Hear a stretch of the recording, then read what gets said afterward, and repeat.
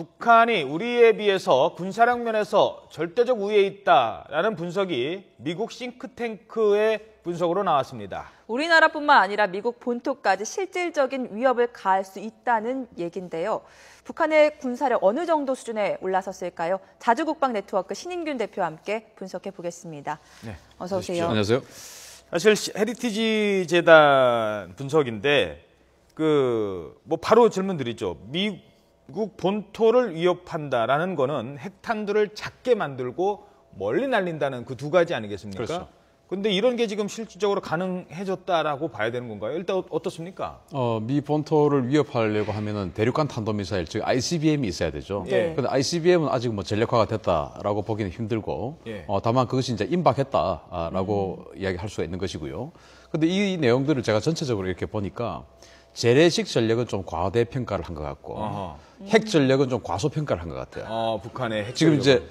이제 이를테면 그 정량적, 즉 몇 기냐 이런 거에 따라서 북한을 핵 보유국으로 인정해줘야 되는 어떤 그런 외교적인 입장이 있을 수 있지 않겠습니까? 예. 그럼 네. 미 정부의 입장과 반하는 것이죠. 그렇죠. 미 정부는 결코 핵 보유국 지위를 주지 않죠. 따라서 제가 봤을 때는 지금 북한의 실제적인 핵 전력보다는 좀 낮게 평가가 돼 있다. 아니, 그렇다면 지금 헤리티지 재단 보고서는 핵무기를 10기 정도 갖고 있다라고 네. 했는데 그거보다도 더 많을 가능성도 있다. 저는 어제 그 조엘 위트 박사가 이야기했던 예. 한 20개 정도 그것이 지금 현재 합리적인 판단이다라고 생각을 합니다. 왜냐하면 북한이 그동안 영변 핵시설을 계속 돌려가지고 플루토늄을 생산했지 않습니까? 네. 예. 그 플루토늄을 한 6기 정도의 핵폭탄을 만들 분량을 가지고 예. 있다라는 게 정설이었습니다. 그런데 예. 뭐 핵실험 한두 번 했으니까 예. 사용을 좀 했다고 보고 한 4~5발의 플루토늄 탄이 남아 있을 것이라고 봅니다.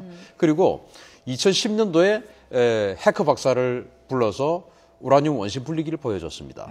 그러면은 2010년도에 그 원심 분리기를 그때부터 돌리기 시작했다라고 생각하는 건 조금 그렇죠. 어리석죠. 그 이전부터, 이전부터 했겠죠. 예, 했겠죠. 그러면 한 2008년도부터 돌리기 시작했다고 보고 지금 2015년도 아니겠습니까? 그러면은 한 7년 정도 돌렸다고 보면 예. 그 북한이 가지고 있는 원심 분리기가 P2라는 원심 분리기의 뭐 어떤 변형형이다. 예. 이렇게 지금 알려져 있는데 네. 그게 2,000개 정도의 원심 분리기를 계속 1년 동안 돌렸을 경우에 효율이 핵폭탄, 우라늄 핵폭탄 한 2개 정도를 생성할 수 있는 우라늄 원료를 추출할 수 있습니다. 어허. 그러면 7년 정도 됐기 때문에 한 14발 정도 되죠. 예. 그 플루토늄 탄 한 5발 있으니까 한 19발, 20발 되는 것이죠. 예. 그런데 지금 이제 또 열압력탄 열을 가해서 또 추가로 또 어떤 그 위력을 높이는 부스팅 핵폭탄 뭐 이런 이야기 나오고 있거든요. 그건 뭐냐면은 우리가 알고 있는 것은 플루토늄은 한 6kg에서 임계 질량이기 때문에 그때 핵 분열을 시작한다. 예. 그리고 우라늄도 마찬가지로 한 15kg이 임계 질량이기 때문에 거기서부터 핵 폭발한다. 그러면 이제 이 북한이 가지고 있는 또 추출하는 핵 연료가 이 정도 되기 때문에 한 20발 정도 될 것이다라고 예상을 하는데 지금 조엘 위트 박사는 뭐 최대 2020년까지 가면 불과 지금 4, 5년밖에 안 남았는데 네. 100개 정도가 될 100개까지 것이다. 만들 수 이렇게 있다. 얘기했잖아요. 네. 그건 또 뭐냐면은 소량의 플루토늄을 그 탄 내부에 넣습니다. 이것을 폭발시켜요. 폭발시켜서 밖을 감싸고 있는 고농축 우라늄을 또 분해를 시킵니다. 그러면 네. 폭탄한 다음에 또 폭발을 또 그렇죠. 일으키는. 이중 폭발을 시키는 것이죠. 그렇게 되면은 우리가 알고 있는 그 임계 질량보다 더 적은 수치의 물질을 가지고도 더 큰 어떤 그 폭발력을 낼 수가 있습니다. 이제 그런 것들을 감안을 한다면 북한의 기술이 그 정도까지 진보를 했다면 100개까지도 가능하다라는 게 조엘 위트 박사인데. 잠깐만요. 그러면 제가 지금 원래 다른 질문을 드리려고 했는데 이건 지금 짚고 넘어갈. 그러면 아까 말씀하신 것처럼 어쩔 수 없더라도 북한이 뭐 한 100기 뭐 이 정도 갖고 있다라고 뭐 나중에는 된다면 2020년까지요. 네. 이거는 뭐 인정을 할 수밖에 없는 상황이 된다면 우리는 지금은 북한의 핵을 막으려는 전략에서 벗어나서 이제는 우리도 대응을 하는 전략으로 바꿔야 되는 거 아니겠습니까? 핵을 대응하려고 하는 것은 상호 확증 파괴. 즉 핵을 가지고 있는 사람만이 막아낼 수 있는 능력이 있는 것이죠. 또 북한이 왜 저렇게 핵을 가지려고 하는 것은 미국이 핵을 가지고 있기 때문에 우리는 미국의 적이니까 우리도 핵을 가져야 돼. 이게 북한의 나름대로의 명분입니다. 그러면 우리는 지금 북한과 대치 상태를 하고 있는 우리도 북한의 적이지 않습니까? 당연히 우리도 핵을 가져야죠. 그런데 국제사회가 그럼 우리가 핵을 뭐 가지려고 할 것을 가만 놔둘 것이냐. 우리가 무역을 하지 않고 생존할 수 있는 북한처럼 저렇게 어떤 그 국가는 생존 못하더라도 정권을 생존할 수 있는 그런 그런 가치를 추구하는 나라냐? 그건 아니지 않습니까? 예. 네. 그래서 이제 그런 것들이 선택지가 필요한데 저는 아까 이제 우리가 지금 핵을 막는 전략이라고 말씀하셨는데 예. 네. 핵을 막는 전략도 사실은 좀 아쉬운 이야기지만 제대로 가고 있지 않습니다. 그 킬체인이나 KMAD 우리 방어 체계는 핵을 막을 수 있는 100기의 핵을 막을 수 있는 수준이 안 된다고 보시는 건가요? 뭐 100개의 핵이라고 하는 것이 네. 100발을 일시에 쏠 수 그렇죠. 있는 것은 아니고 그렇겠죠. 핵 탄두를 그만큼 저장을 해서 한 4-5발씩 이렇게 순차적으로 쏠 수 있는 것인데 일단 킬체인이라는 것은 허구입니다. 제가 봤을 때는. 그것은 아주 급하게 만들어낸 허구에 불과하다고 저는 생각을 하고요. KAMD는 아주 실효성이 낮다라고 저는 보고 정치적 논쟁에 휘말리지 않기 위해서 실제적으로 전 세계에서 핵을 가장 잘 막는 나라는 미국인데 네. 미국과 협조한다는 것에 대한 어떤 그 정치적 부담을 지지 않기 위해서 일부러 미국을 빼고 우리끼리만 하려고 하는 그런 모양새를 취하려 하다 보니까 제대로 된 미사일 방어 시스템이 아닌 쪽으로 지금 정책을 추진하고 있는 것이죠. 예. 그래서 저는 이것이 정말 우리 국민의 전체의 생명을 지금 담보하고 있는 것이기 때문에 뭐 미국의 어떤 미국과의 협동 이런 것이 부담스럽다. 이게 지금 중요한 게 아니고 예. 제대로 된 킬체인은 사실은 허구고요. 제대로 된 MD가 필요한 것입니다. 예, 그 얘기는 네. 다음 기회에 네. 다시 한번 짚어보도록 하고요. 일단 북한의 그 미사일 전력 저희들이 네. 준비한 게 있는데요. 보고 말씀드리도록 하겠습니다. 네, 뭐 스커드 노동 1호, 무수단 4호, 대포동 2호 등이 눈에 띄는데요.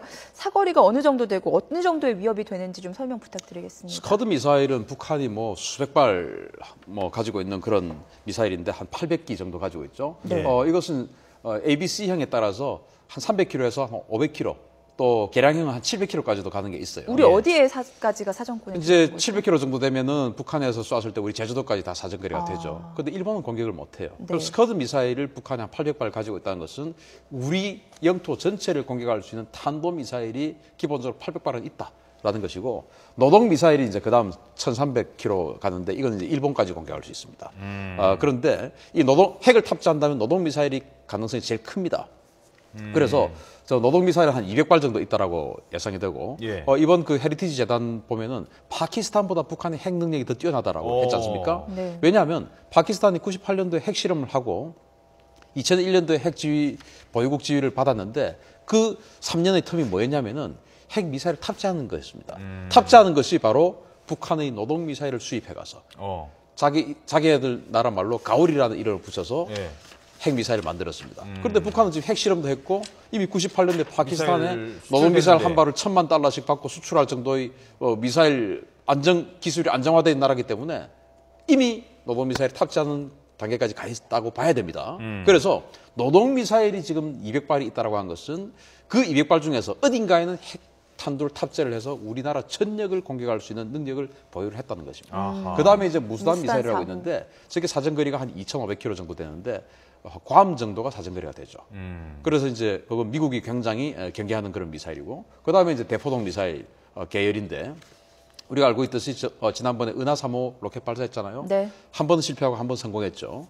그게 사정거리 한 10,000km 정도 된다고 예상이 되고 그 다음에 이제 KN-08이라고 하는 거 예. 그거 뭐 10,000km 이상일 거라고 하는데 아직 예. 테스트를 안 해봤으니까 알 수가 없죠. 네, 이렇게 예. 비대칭 전력뿐만 아니라 재래식 전력도 북한 남과 북의 전력 차가 크다고 하는데 이번 헤리티지 보고서 내용 계속해서 재래식 전력도 좀 분석을 부탁드리겠습니다. 일단 현역병에서 지금 저희들이 분석을 한 것 중에 우리가 그나마 앞서는 거는 이제 크게 두 가지를 찾을 수 있었습니다. 장갑차 보유 능력과 네. 헬기. 아무튼 공군은 우리 쪽이 이제 앞선다고 볼 수 있으니까요. 근데 잠수함이라든가 이 뭐 병력에서 차이, 특히 로켓 발사대 이런 거는 나렌장 로켓. 예, 이런 거는 잠수함도 상당히 차이가 근데 납니다. 이게 예. 저는 그 너무 정량적인 분석만 가지고 했다. 11대 2라고 지금 하지 않았습니까? 예. 11대 2라면 이건 뭐 상대가 안 되는 것이거든요. 그래서 너무 정량적인 분석이다. 정성적 질을 따져야 질을 어떤 그 감회를 아주 적게 했다라고 저는 판단이 되고요. 이를테면 헬기가 우리가 600대고 북한이 300대다. 이건 큰 의미가 없습니다. 헬기는 제공권을 뺏기면은 헬기는 뜰 수가 없습니다. 이를테면 우리 헬기가 아무리 좋은 아파치라도 아파치 헬기 뭐 한 6천만 달러 하니까 엄청 좋은 거지 않습니까? 예. 그런데 만약에 우리가 북한 공군에게 제공권을 넘겨주면 북한의 아주 허접한 미그 21이 하늘로 날아다니고 있으면 아파치 6천만 달러짜리도 뜨지를 못합니다. 뜨는 순간 전투기에게 격추당하기 그렇죠. 때문에 따라서 북한의 헬기가 몇 대냐 이런 거는 다 나중의 일이고 제공권을 누가 잡냐. 거기서부터 그러면 그 제공권을 잡고 어떤 일을 할 수가 있느냐를 이제 분석을 들어가야 되는데 현역병은 그래서 전체적으로 보면은 북한의 육군 전력이 우리 육군보다 압도적으로 앞섭니다. 아까 말씀드렸듯이 북한의 로켓 그게 바로 방사포입니다. 예. 그 방사포가 한 5,000문 정도 되는데 우리는 예. 한 그 다련장 로켓이 한 200문 정도밖에 없으니까 북한이 한번 상당히 차이가 크네요. 사격을 한번 당기면 우리에게 수만 발이 한 번에 쏟아지는 것이죠. 예. 그 이후에 우리 공군이 이제 가서 그거 방사포를 제압을 한다 뭐 이런 계획인데 제가 봤을 때는 11대 2는 너무 그 정량적인 분석인 것 같고 저는 예. 우리 군이 한 100 정도 되면 북한은 육해 공군 다 포함해 핵 빼고 핵 포함하면 이거 뭐 상대할 같이 뭐 비교할 대상이 안 되고요. 그렇죠. 네. 핵을 뺀다면 북한이 한 85에서 90 정도.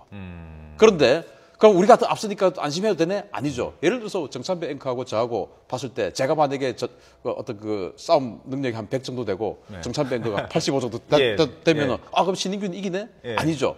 신인균이 방심하고 있을 때 정찬배 앵커가 강력하게 모든 전술 있는 힘을 다해서 전략, 네. 저를 그냥 한 방 때리면은 저 바로 KO 되는 것입니다. 네, 뭐 저는 그렇게 뭐 먼저 공격하는 능력은 그래서 아닙니다만. 100대 85는 이거는 기습을 누가 하느냐에 따라서 승부가 좌우가 되는 것이기 때문에 큰 우리가 안심할 단계는 아니죠. 물론 뭐 그렇게 따지면 이제 명량도 신에게는 12척의 배로 다 뭐 막아냈으니까요. 네. 물론 사기와 그 질적인 게 중요합니다만 일단 양쪽으로 따져도 우리가 이제 저런 상황이라면 마지막으로 하나만 더 짚어주시기 바랍니다. 그러면 어떤 전략, 아까 뭐 킬체인 얘기나 이런 거는 이제 다음 기회에 좀 네네. 살펴보도록 하고요. 이 양적인 측면에서 봤을 때 어떻게 해야 될까요? 일단 이제 우리가 압도적인 것이 바로 북한에 대한 비대칭 전략 공군력 아니겠습니까? 예. 그러면은 공군력에 대한 강점을 계속 살려나가야 됩니다. 자, 우리가 육군이 약하니까 육군을 더 높여야 돼?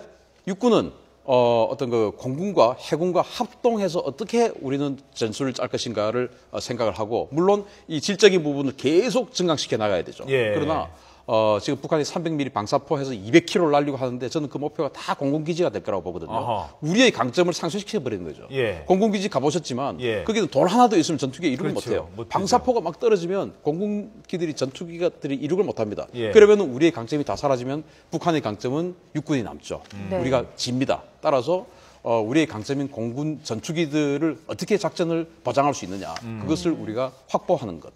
그리고 해군력도 지금 뭐 공군력과 진배 없이 이렇게 비대칭력으로 가고 있으니까 그런 것들 어떻게 이용할 거냐. 그리고 육군은 이런 최악의 상황이 됐을 때 어떻게 막아낼 수 있느냐. 이것들을 보수할 때까지 육군이 또 막아내야 되거든요. 만약에 우리가 아무리 방어를 한다 하더라도 또 그렇죠. 북한이 또 공격을 해서 우리 공군기들이 못 오고 해군 구담들이 출격을 못하고 했을 때 북한이 확 밀어붙이면 우리 서울이 함락될 수 있습니다. 네. 그때 육군은 어떻게 버틸 수 있느냐. 이게 관건이라고 봅니다. 알겠습니다. 네, 알겠습니다. 네, 지금까지 북한의 군사력 자주국방 네트워크 신인균 대표와 얘기 나눠봤습니다. 오늘 수고하셨습니다. 고맙습니다. 감사합니다.